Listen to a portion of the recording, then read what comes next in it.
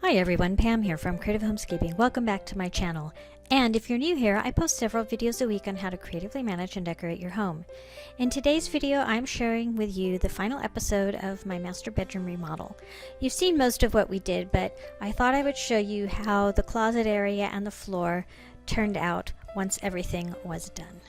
So stay tuned. So here's how the floor looks coming into our room, and I'm mostly going to show you the closets because that's where most of the work was done, other than the floor and the trim work around the doors that you can see in this picture. Here's a look at one half of my husband's closet.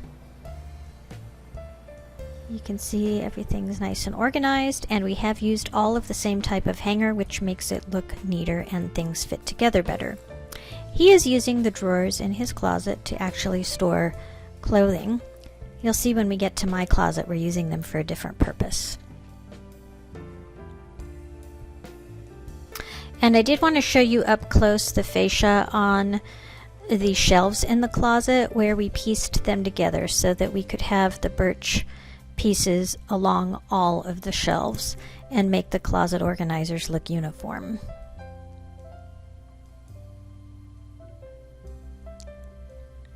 Now here's a look at my closet coming in.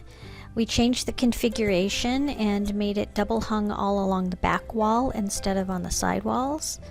And I apologize for the light. It's nice and bright in my closet now, unlike before where it was like a cave.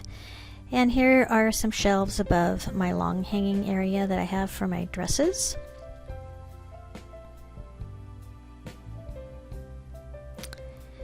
And then I'm just showing you up close. There are these handy little hook organizers that you can put on the ends of shelves. I'm using one for belts and one for purses and bags. And then here on the other side wall are the triple deep baskets that we're actually using for laundry hampers. Above that I have some pull-out drawers I'll show you in a minute, as well as some shelves, and there's a look at the attic access.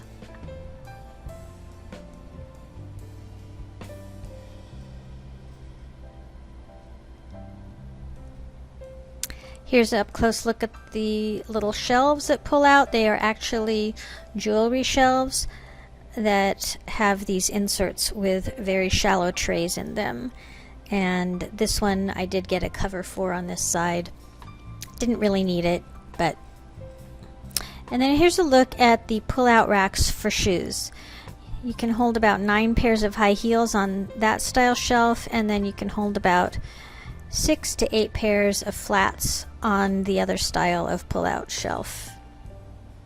You can see I haven't used up all the space. Thanks for watching. I look forward to seeing all of you next time. And if you are new and like home decor, home remodeling, and that sort of content, why don't you subscribe? You can click on the icon in the corner of this video or the subscribe button down below.